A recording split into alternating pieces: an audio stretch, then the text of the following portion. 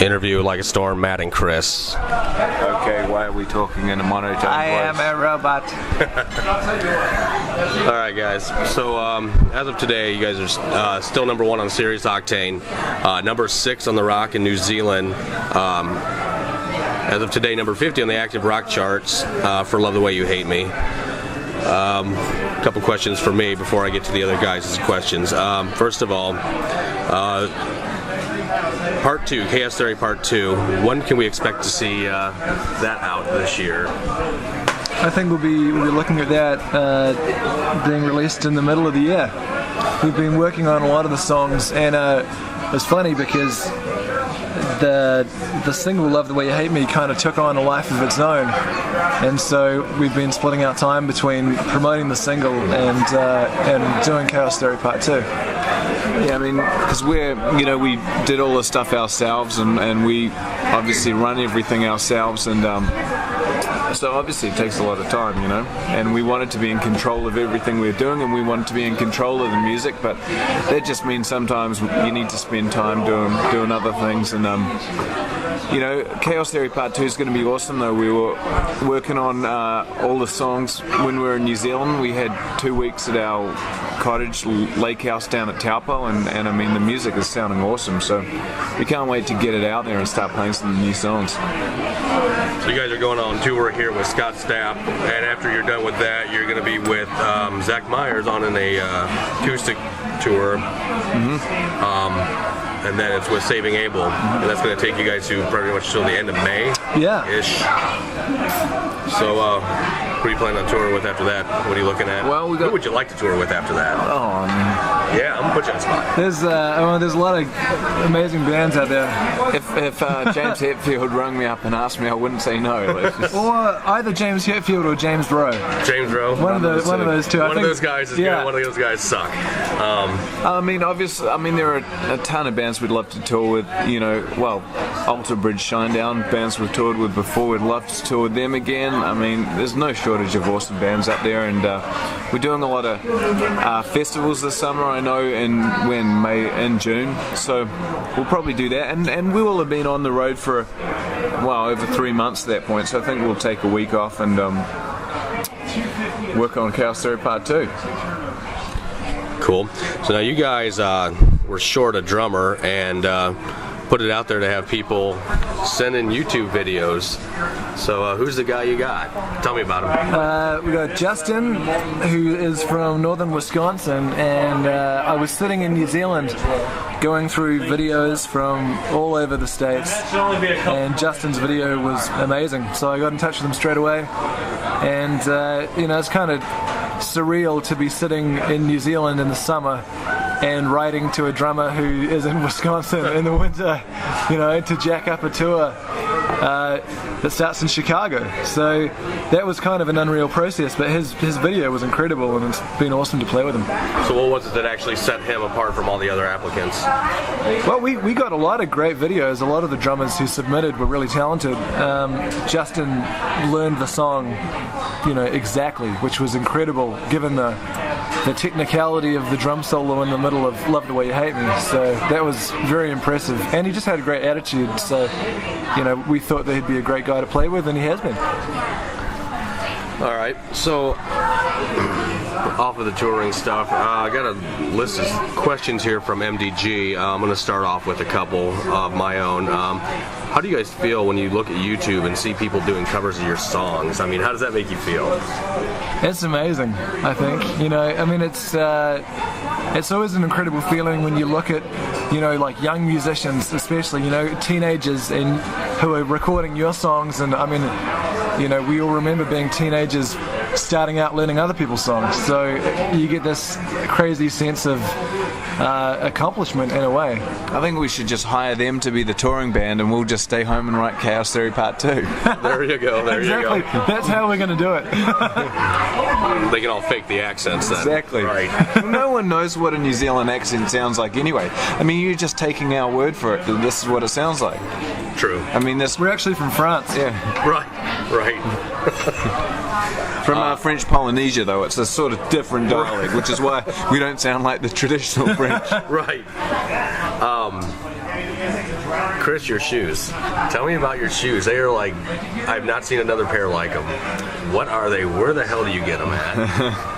What's the story with these things? They're called TUK, and I found them in, we went to San Francisco one time. This was a few years back. Yeah, well, but we were looking around Haight-Ashbury, which is the cool, like the remnants of the hippie time, and there were just some awesome shops in there, and I saw this pair of shoes, and instantly I wanted to get them, and I haven't seen them really anywhere else since. So every time I get close to wearing a pair out, I just get in touch with the store. Actually, there was a store in LA, they had them, and so I get in touch with that same store every time, and they get them to send me out a pair.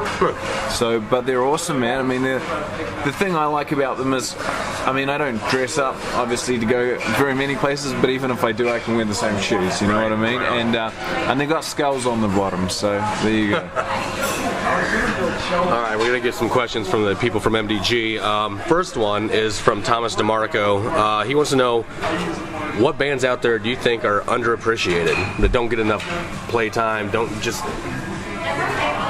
get enough credit for good music? I think, I mean, to be honest, I think there's an incredible amount of talent out there. I heard somebody say the other day that it's never been harder to get your music heard than it is now, because there's so much of it out there. So, I mean, there are a lot of amazing bands. We play with a lot of bands that are phenomenal musicians, and actually what is really cool is when you play with bands and after a couple of years, like, you start to hear them on the radio, and you see them kind of coming into their own, because there's just a lot of talent out there. We played with a cool band, Super Bob in Alabama.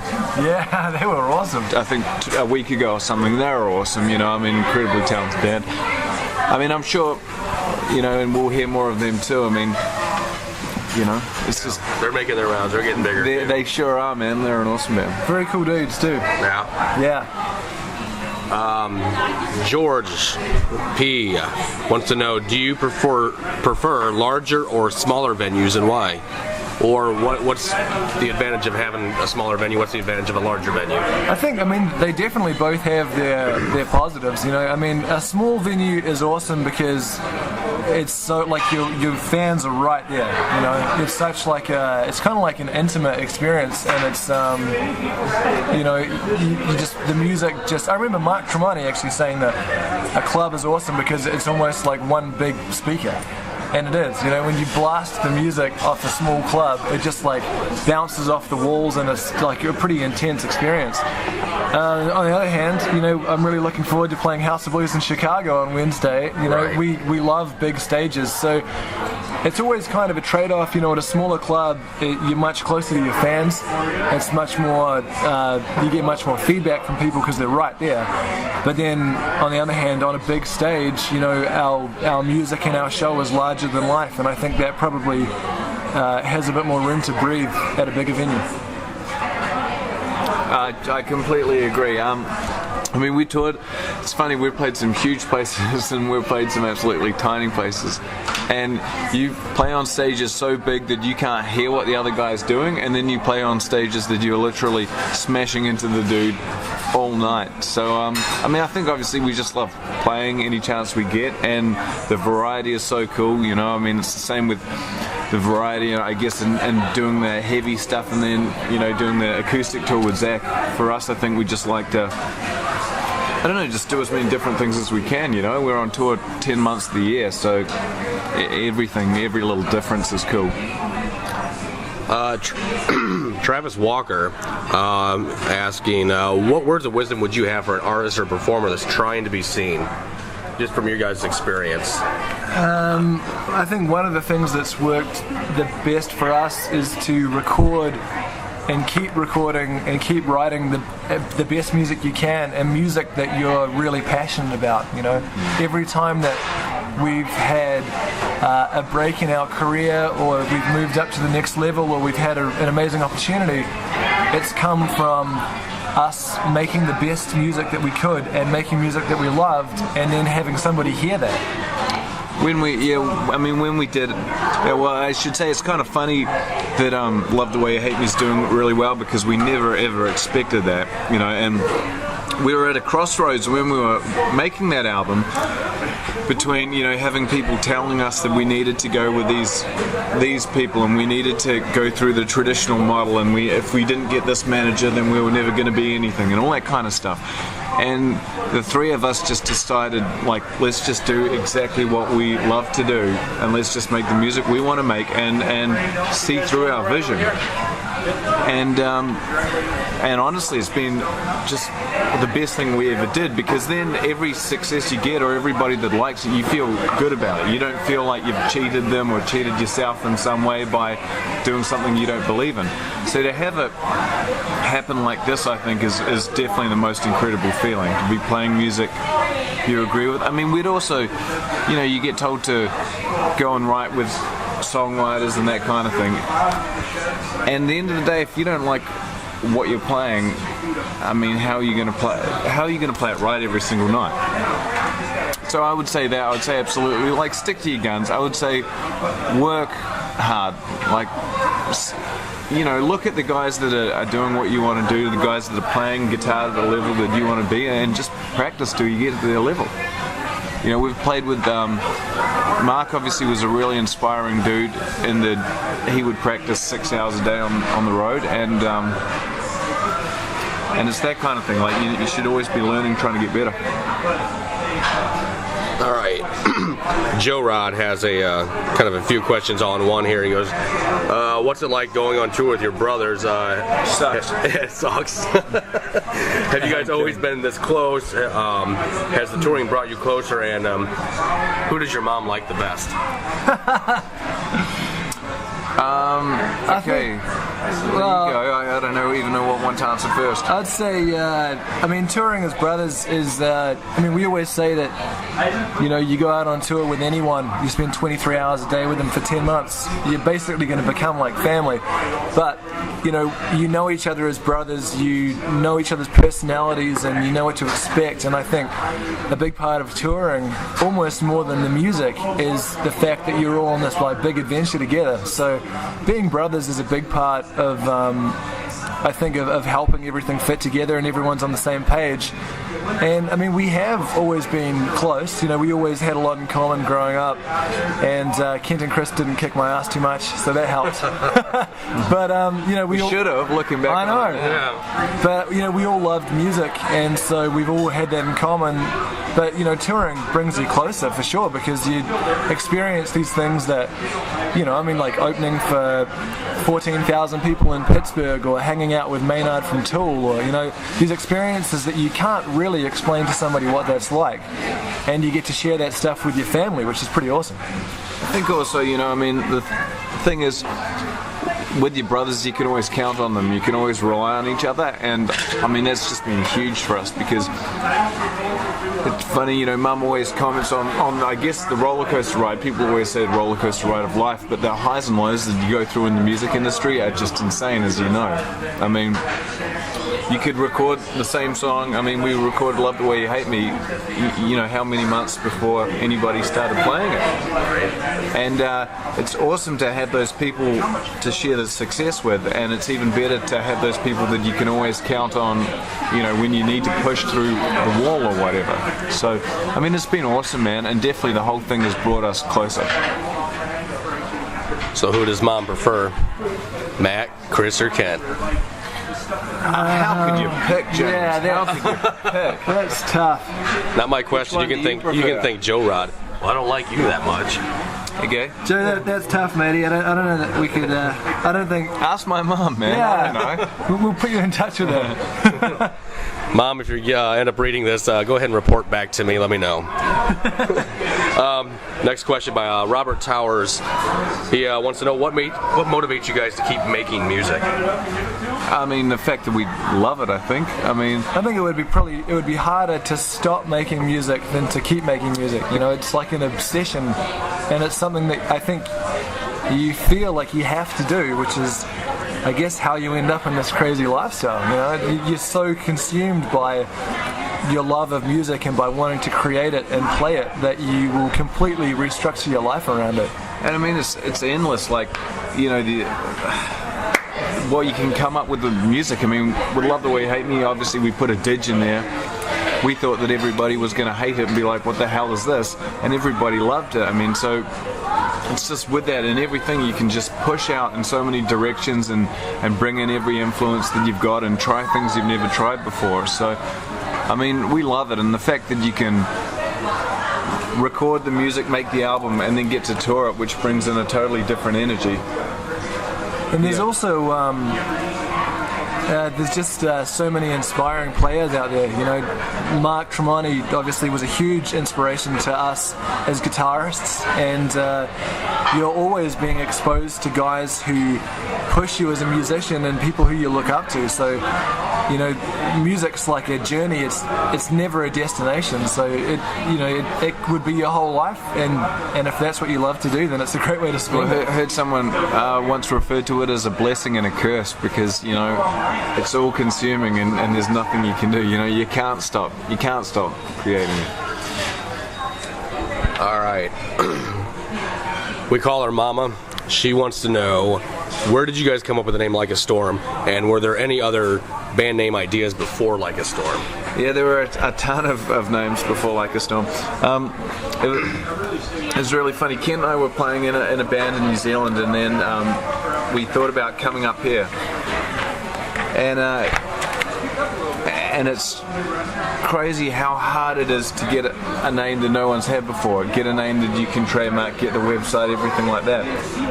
And like, I mean, even the most ridiculous names you've ever heard of, that you're like, oh yeah, but we could, you know, come up with this stupid name, and then you're like, no, actually there's a band in Tokyo that has that name. Well, what about this one? No, there's a band in England that's got that name. And you're like, so finally, it was funny. I mean, we'd just be throwing out every random combination of words or word that came into our head. But it was really cool. I remember the night we were sitting, our parents' house in New Zealand kind of overlooked like the valley to the main harbour in Auckland where we live. And we were on the top story there, and Kent and I were just sitting out there and sort of unwinding, shall we say, relaxing a little bit, having a good time. And it was nighttime, and there was this huge storm rolling in, and you could see it coming up the harbour, and I was like, oh man, what about Like a Storm? And we're like, yeah, that's cool, you know, it's dark and it's epic and it's really energetic and everything that I guess we want to be. And we're like, well, you know what, seems like a good idea now, but when we wake up tomorrow sober with a clear head, if we like it, we'll stick with it. And it's funny, I mean, we've had dudes, you know, you never really think twice about it. You're just like, okay, that's it, that's the band name. We've had dudes in bands say, oh, you guys have the best name in the world. And we're like, really? I thought you had the best name in the world. It's funny, man. I mean, you think it's your, you know, it's trying to give a title to something that means so much more. And that's why I think Like a Storm is cool for us, because it basically is like a storm. It's taken over, certainly our lives. Matt's life. All right. Anna Phillips wants to know, when are you guys going to come back down to the Music City, Nashville? Well, we were there for like 8 hours, weren't we? Last week. We were just there on the way to Birmingham, but we'll be back for sure. I mean, I think. Are we playing in Tennessee? Are we playing in Tennessee with Zach? I'll have to check. I hope so. I mean, we love it. It is one of our favourite cities to go to. I mean, there's so much music around there. It's a little bit warmer than yeah, exactly. Right. I mean, as much as we can, we just find it hard. I mean, you know, New Zealand's, as you can imagine, pretty small, and this country is huge, and we just tour 10 months of the year, and still we have difficulty making it to everywhere. So we definitely want to if nothing else, we'll come down in 5 years for the start of our country music career. You think so? You guys can open up for Aaron Lewis. Yeah, exactly. Stacy Pickett wants to know, what is your guys' all-time favorite song to cover? Oh, that's a good question. You know what, I gotta say, to be honest, to date, my favorite song to cover is Gangsta's Paradise. Yeah? It seriously is. We really got to, you know, rework that into the kind of song that we would have written. And so now when we play it, you know, it's like half like a cover and half like one of my favorite songs of ours. So I would say that, yeah, Gangsters would be my favorite. Let's Get It On by Marvin Gaye. Just the reaction that instills in you, James. It's just no, I'm kidding. I mean, we also we do TNT in the set quite a lot, and I mean that's just such a fun, energetic song to do at a rock show. I mean, it's sort of like a no-brainer for any of us. But of course, we can't overlook Man in the Box, which we had MDG's very own James Roe. Well, that's true. If you want to come on tour and do it, see, the thing about Man in the Box is it's a serious undertaking, eh? It's like they're one of those bands that if you don't nail it, then you're going to get beaten up as you try and leave the venue. Someone will be waiting for you in the car park. Well, it did take me 6 pints to get on stage with you guys. So. You should have left it at 5, Dan. You sounded great. I make you sound good. You sounded awesome, man. You're all hot, kid. You're all hot. No, it was great. Pete Malloy wants to know, what is the craziest prank you guys have pulled on each other while on tour? You guys pranksters? You guys mess with each other at all? I mean, not too much. Doesn't seem to end well, does it? At sort of 5 a.m. pranking each other, but it was a funny one when we were, because we're from New Zealand, so we came to Canada, and then we decided to take a trip down to Seattle to get some gear, and of course get some alcohol, because alcohol is way cheaper in the States than Canada. So we're going back through the border, and we've never been through a major border, so it was kind of like, you know, a little bit intimidating. They drill you with all the questions about, you know, why do you sound the way you do and yet say that you come from Canada. And Ken ended up having to go in and they said, okay, sir, you got to go in and declare these items, so go in there and then come back out. And Kent goes in there, and he's in there for about 5 minutes, and then he comes back out and he says, they want me to pull up in here into the searching bay, but I reckon we just go for it. And he just puts his foot down and just keeps driving. And Matt and I are like, fuck, man, what are you doing? They're going to follow us. Anyway, it turned out that Kent had just gone in there and paid the duty on the alcohol and the stuff we bought and came back out. Okay, that's epic. That is epic. It was an ultimate prank, man, because we were so freaked out. You know, we thought they were going to like come after us and send us down to Guantanamo Bay or something. Yeah. So that was a good. So Amber Taft is asking, what is your guys' musical guilty pleasure? Anything by James Roe. Yeah. Very the guilt of liking James Roe. Nothing worse. Actually, than just the guilt of being his friend. Yeah. Right. Shame. I don't know. We listen to a ton of stuff. I mean, we don't feel a lot of guilt. I was going to say, is it a guilty pleasure if it doesn't make you feel guilty? You know, maybe other people would feel guilty, but we listen to like all kinds of stuff. I mean, I went through a phase of listening to Chinese folk music because we'd been out touring rock music for like 3 years, and I was like, man, I need a break from this. And it's pretty heavy. There's some cool stuff. So I don't know. We listen to a lot of different stuff, but we don't feel guilty about it, do we? No. I mean, a little Toto by Africa. Oh, come on. Now that's not. Now, how can you feel guilty about that? Well, this is what I'm saying. Hey, man, it would be. You should feel guilty if you don't listen to it. See, some people might, but we don't have any shame. That is true. We feel great listening to it. Yeah, Lauren Adams wants to know, do you see you guys still touring and putting on shows in a couple of decades from now?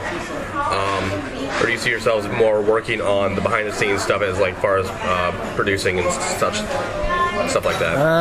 That's a good question, Lauren. I don't know. I mean, you know, we produce our own records, so we love producing, but I couldn't see us playing in Like a Storm and not playing live. You know, it's such a huge part of who we are and what we do, and I mean, we love playing live, so I couldn't see us, you know, retiring from the spotlight permanently. No, I agree. All right, Liam Ordner would like to know who should be the next person to play the Super Bowl?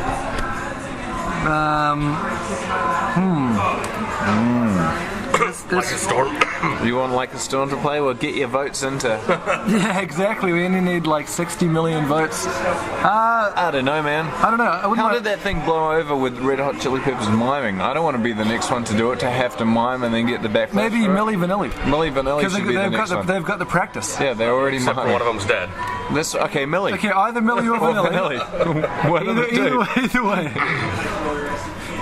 Neil Shoemaker would like to know, did you guys leave other bands to form LAS, or were you guys just kind of hanging out? What? And decided, Unemployed, unwanted. Unemployed, unwanted. Did you get fired from Mickey D's? Yeah.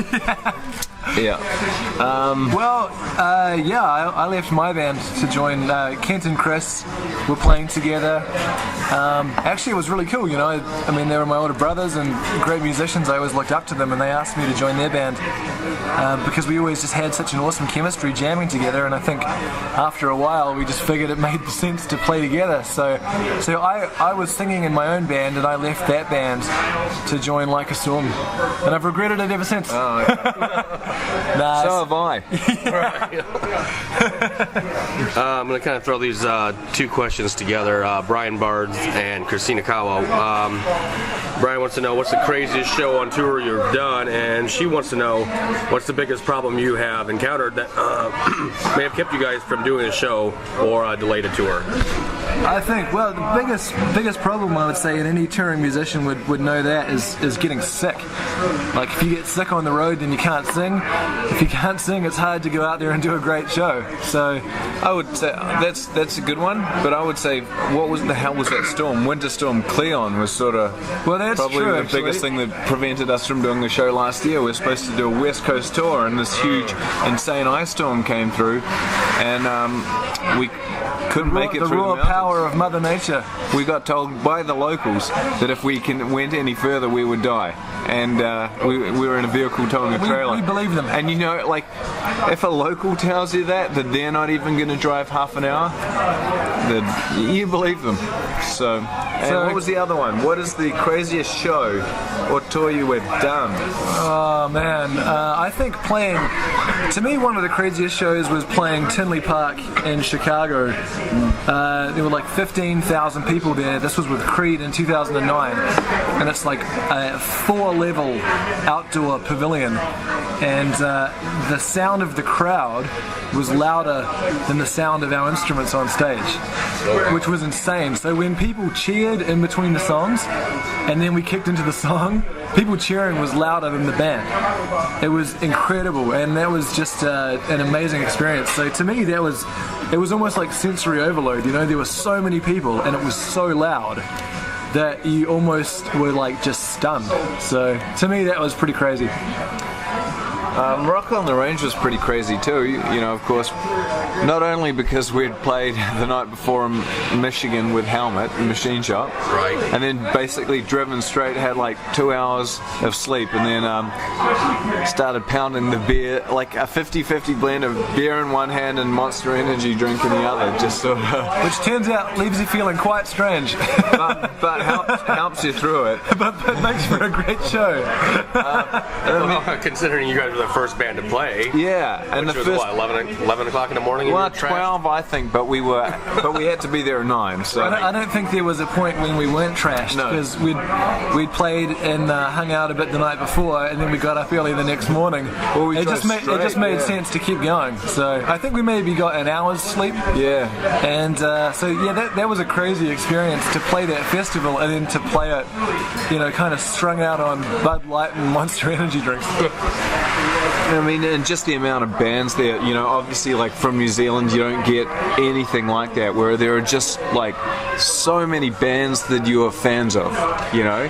And just to be walking around backstage and get to talk to them and have it be so kind of cool and relaxed back there, yeah, that was amazing, man.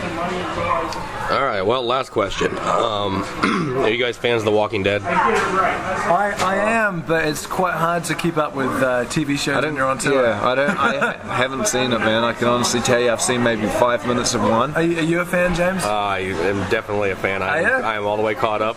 Are you? Yes. Yeah, I'm probably about 3 seasons questions behind. Okay. I feel like The Walking Dead. Does that help? Well, you look like it too, Yeah, buddy. thank you. You're welcome. Oh, stop it.